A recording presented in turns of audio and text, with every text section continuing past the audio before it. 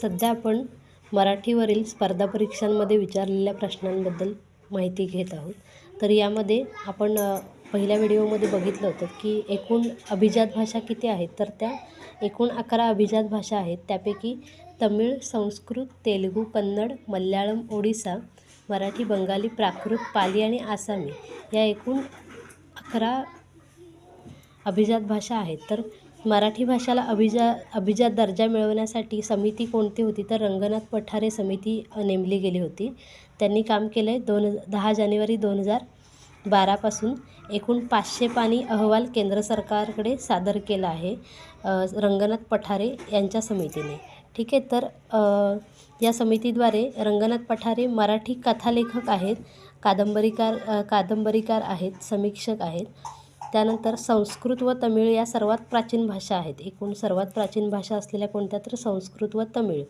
त्यानंतर लिपी हा शब्द लिप या संस्कृत शब्दापासून तयार झालेला आहे. याचा अर्थ लिपणे असा होतो किंवा सारणे असा होतो, म्हणजेच लिपी. आपल्या तोंडावाटे निघणारे मूलध्वनी हवेत नष्ट होतात, म्हणून मानवाने ते ध्वनीच्या खुणा चिन्ह तयार करून ते रंगाने लिहिणे यालाच लिपी असे म्हणतात.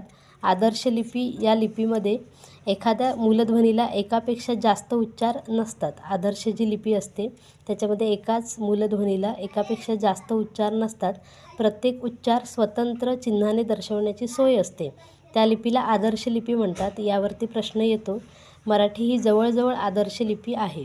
प्रत्येक मूलध्वनीला तिचा स्वतंत्र असा उच्चार आहे. त्यानंतर देवनागरी लिपी जी आहे ती मराठी ही देवनागरी लिपी आहे. आपली जी लिपी आहे मराठी ती देवनागरी आहे.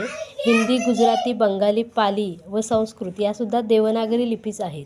देवनागरी लिपी एकंदरीत देशातल्या व देशाबाहेरच्या एकूण 194 भाषांसाठी वापरली जाते.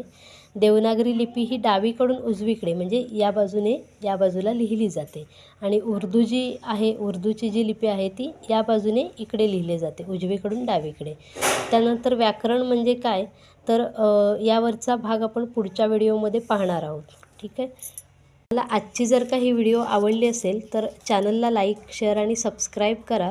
अशा भरपूर नोट्स मी तुमच्यासोबत शेअर करणार आहे, जेणेकरून जे हाऊसवाईफ आहेत किंवा इतर ज्यांना क्लास लावणं शक्य नाही त्यांना मी ह्या नोट्स देणार आहे, पोचवणार आहे, जेणेकरून तुम्हाला कोणताही क्लासशिवाय तुमचा जो स्पर्धा परीक्षांचा अभ्यास असेल तो पूर्ण करता येईल. माझ्याकडे सगळ्या विषयांच्या सर्व नोट्स आहेत. तुम्हाला जर का चॅनल आवडत असेल तर नक्की याला लाईक, शेअर, सबस्क्राईब करून ठेवा, जेणेकरून पुढच्या व्हिडिओ तुमच्यापर्यंत पोहोचण्यास मदत होईल. थँक्यू.